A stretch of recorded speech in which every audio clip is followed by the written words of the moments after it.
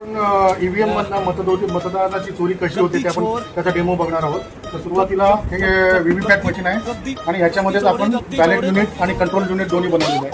तर पहिले सर्वप्रथम आपण चेक करून घेऊया की व्हीव्हीपॅट मध्ये एक पण मतदान नाही आहे, इथे स्लिप दिसत नाही. जेव्हा पोलिंग बूथमध्ये पहिला मतदार येतो त्याने पहिल्या मतदाराने समजा बनानाला वोट केला, एक वोट झालं, तिकडे बनाना दिसेल आपल्याला त्याची स्लिप येताना. दुसऱ्या मतदाराने पण बनानाला वोट केलं, त्याची पण स्लिप दिसली इथे. तिसऱ्या मतदाराने वॉटरमेलनला वोट केला, त्याची पण स्लिप आपल्याला दिसेल व्हीव्हीपॅट मध्ये.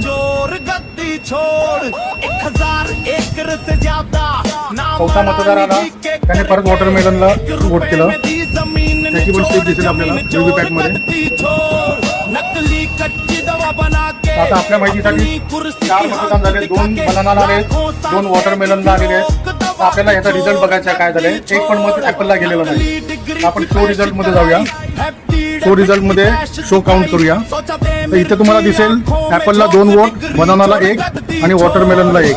जिथे आपण ऍपलला 1 पण वोट दिलं नव्हतं तिथे 2 दाखवतात. तर आता आपण समजा की चला याच्यामध्ये चुकीचं दाखवतोय, आपण याची व्हीव्हीपॅटचं काउंट करून बघूया. व्हीव्हीपॅट मध्ये जर काउंट केलं तर तिथे तरी आपल्याला बरोबर यायला पाहिजे. आपण बघितलेलं व्हीव्हीपॅटचं काउंट करूया.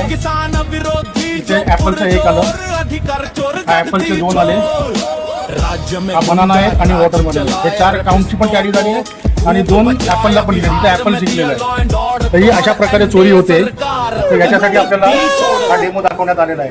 धन्यवाद.